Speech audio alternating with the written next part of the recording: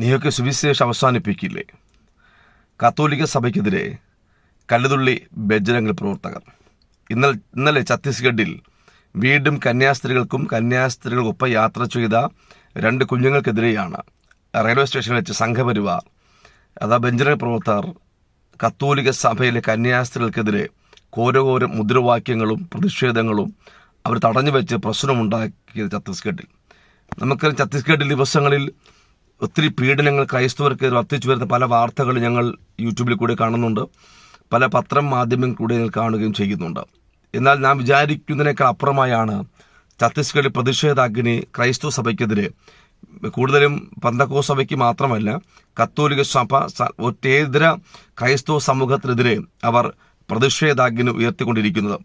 ഒറ്റ ചോദ്യമാണ് ചോദിക്കുന്നത്, നിങ്ങൾ സുവിശേഷം അവസാനിപ്പിക്കില്ലേ എന്ന് പറഞ്ഞാൽ സുവിശേഷ പ്രവർത്തനം നിർത്തത്തില്ല എന്നുള്ള ഒരാഹ്വാനത്തോടു കൂടെയാണ്, പ്രതിഷേധം അവർ ഈ ഒറ്റ വാക്ക ചോദിക്കുന്നത്. നിങ്ങൾ സുവിശേഷം അവസാനിപ്പിക്കില്ലേ? സുവിശേഷം അവസാനിപ്പിച്ചാൽ ബദരങ്ങളോടും ഛത്തീസ്ഗഡിലെ സംഘപരിവാർ കൂട്ടത്തോടും പറയാം, സുവിശേഷം അവസാനിപ്പിച്ചു കഴിഞ്ഞാൽ നീ വീണ്ടും അന്ധതയിലേക്ക് പോകുമെന്ന യാഥാർത്ഥ്യം മനസ്സിലാക്കാതെയാണ് സുവിശേഷം അവസാനിപ്പിക്കില്ലേ എന്ന് ഘോരഘോരം പ്രതിഷേധാഗ്നി ഉയർത്തിക്കൊണ്ടിരിക്കുന്നത്. എന്നാൽ ശ്രദ്ധിക്കുക, അവിടെ 2 കന്യാസ്ത്രീകൾ അവിടെ യാത്രാമധ്യേ 2 പെൺകുട്ടികളുണ്ടായിരുന്നു. ഇവരെ കൊണ്ട് പോകുന്ന സമയത്ത് അവിടെ കന്യാസ്ത്രീകൾ ചെയ്യുന്ന സ്കൂളിൽ അല്ലെങ്കിൽ ഔദ്യോഗിക സ്ഥലങ്ങളിൽ ഈ പെൺകുട്ടികൾക്ക് ജോലിക്ക് വേണ്ടി കൊണ്ടുപോവുകയാണ്. അതിനെ അത് മതപരിവർത്തനം ചെയ്ത് ഇവരെ കൊണ്ടുപോകുന്നു എന്ന് പറഞ്ഞിട്ടാണ് ഈ ബജരംഗ് പ്രവർത്തന പ്രശ്നം ഉണ്ടാക്കിയത്. അവിടെ പോലീസ്, പക്ഷേ അതിന് വിഷയം അതല്ല, പോലീസ് തടഞ്ഞപ്പോഴും ഈ ബജരംഗ് പ്രവർത്തകർക്കെതിരെ നിൽക്കേണ്ടതിന് പകരം കന്യാസ്ത്രീകൾക്കെതിരെയാണ് ഇവർ എന്ത് ചെയ്യുന്നത് പ്രശ്നം ഉണ്ടാക്കിയത്. മനസ്സിലാക്കണം. അവിടെ പോലീസ് വന്നു, ഈ പെൺകുട്ടി രക്ഷാകർത്താക്കൾ വിളിച്ചു. അപ്പോൾ പറഞ്ഞത് പ്രശ്നമൊന്നുമില്ല, ഞങ്ങൾ ആ സ്കൂളിൽ ജോലി ചെയ്യാൻ വിട്ട പെൺകുട്ടികളാണ്. എന്നിട്ട് പോലും മനസ്സിലാക്കാതെ അവിടെ അജണ്ട കുഞ്ഞുങ്ങളല്ല പ്രശ്നം, മതപരിവർത്തനമല്ല പ്രശ്നം, സുവിശേഷം. അതാ ചോദ്യമാണ്, അവരുടെ ചോദ്യം ഇത്രയേ ഉള്ളൂ, നിങ്ങൾ സുവിശേഷം അവസാനിപ്പിക്കില്ല എന്നുള്ള ഒറ്റ ചോദ്യത്തോടുകൂടെയാണ് അവർ പ്രതിഷേധാഗ്നി ഉയർത്തി ആക്രമിക്കുവാൻ വേണ്ടി അവർ തുനിഞ്ഞത്.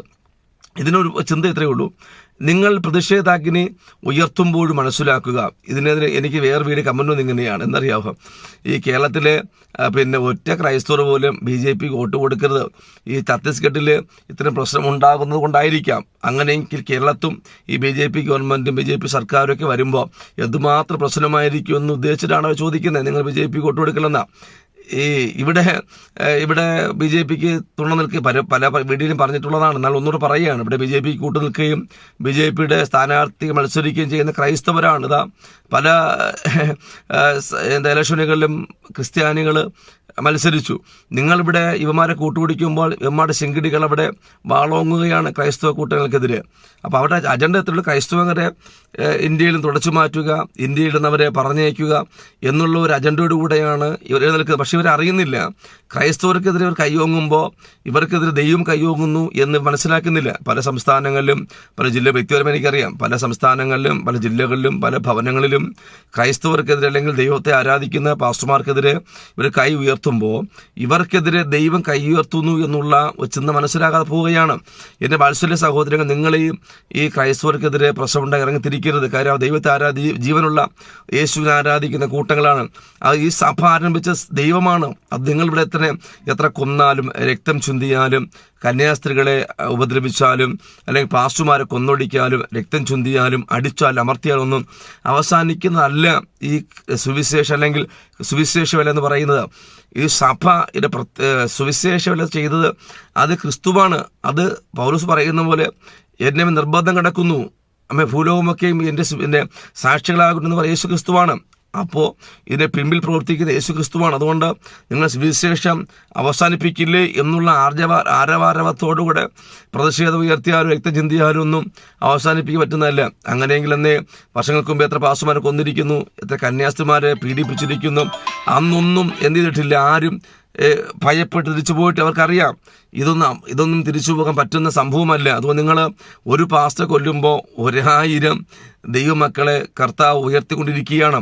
ഞാൻ പറയാം, നിങ്ങളുടെ മാനസാന്തര ഈ സുവിശേഷ വേല നിർത്തിക്കൊണ്ടെങ്കിൽ ചോദിക്കുമ്പോൾ സുവിശേഷകർ ചെയ്ത ത്യാഗോത്മകമായ പ്രവർത്തനങ്ങൾ നിങ്ങൾ വിസ്മരിക്കണ്ടേ? നിങ്ങൾ നേതാക്കന്മാർ, നിങ്ങൾ കുടുംബങ്ങൾ, നിങ്ങൾ വെളിച്ചം കണ്ടത്, നല്ല ആഹാരം ഭക്ഷിക്കാൻ കഴിഞ്ഞത്, നല്ല വസ്ത്രം ധരിക്കാൻ പറ്റിയതൊക്കെയും സുവിശേഷം വന്നതുകൊണ്ടാണെന്ന് നിങ്ങൾക്കറിയില്ലേ? നിങ്ങൾ ക്രിസ്തു ചരിത്രം പഠിച്ചിട്ടില്ലേ?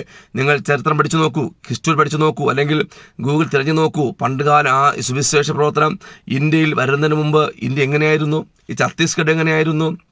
ഇന്ന് ഛത്തീസ്ഗഡിൽ നേരെ ബാത്റൂം പോലുമില്ല. കക്കൂസില്ലാത്തൊരു സംസ്ഥാനങ്ങളിൽ ചില ഭവനങ്ങൾ മാത്രമാണ് ബാത്റൂം കക്കൂസുള്ളത്. ഇന്നും ഛത്തീസ്ഗഡിനകത്തില്ല. ഇത്രയും സുവിശേഷത്തെ എതിർക്കുന്നത് കൊണ്ടാണ്. നിങ്ങളൊന്നുകൂടെ സുവിശേഷത്തെ അനുകൂലിച്ച് നോക്കൂ. ഭയങ്കര ആത്മീയമായ വാർത്ത ഉണ്ടാകും, അവിടെ വിശാലത ഉണ്ടാവും, വെളിച്ചം കാണാൻ പറ്റും. അപ്പോൾ ചരിത്രം പഠിക്കും നിങ്ങൾ. വർഷങ്ങൾക്ക് മുമ്പേ ഈ ഛത്തീസ്ഗഡിലും പോലുള്ള സംസ്ഥാനങ്ങളിൽ അന്ധതയായിരുന്നു, മൂകതയായിരുന്നു, ഇരുട്ടായിരുന്നു കൂട്ട്. പക്ഷെ ഇന്നൊക്കെ സുവിശേഷത്തെ വെളിച്ചം വെട്ടി ഇറങ്ങിയപ്പോഴാണ് അവിടേക്ക് എന്തുണ്ടായത്? അവിടെ പ്രകാശമുണ്ടായതും നേരുണ്ടായതും സത്യമുണ്ടായതും മനുഷ്യനെ നന്നായി വസ്ത്രമെടുക്കുവാനും, നന്നായി ആഹാരം കഴിക്കുവാനും, നന്നായി വിദ്യാഭ്യാസം ചെയ്യുവാനും, നന്നായി സംസാരിക്കാൻ പഠിച്ചതൊക്കെ സുവിശേഷം വന്നതുകൊണ്ട്. അതുകൊണ്ട് നിങ്ങൾ സുവിശേഷം അവസാനിപ്പിക്കില്ല എന്നാണ് നിങ്ങൾ ചോദിക്കുന്നുണ്ടെങ്കിൽ മനസ്സുമില്ല, അതിന് അവസാനിക്കുമില്ല. യേശുക്രിസ്തു വരെ സുവിശേഷം പ്രസംഗിക്കുകയും ചെയ്യും, യേശുവിൻ്റെ സുവിശേഷം പ്രഘോഷിക്കുകയും ചെയ്യും, യേശു സുവിശേഷം നമ്മൾ വിളമ്പുകയും ചെയ്യും. അതിന് നിങ്ങൾ സുവിശേഷം അവസാനിപ്പിക്കില്ലേ എന്നാണ് ചോദ്യമെങ്കിൽ അവസാനിപ്പിക്കാൻ മനസ്സില്ല.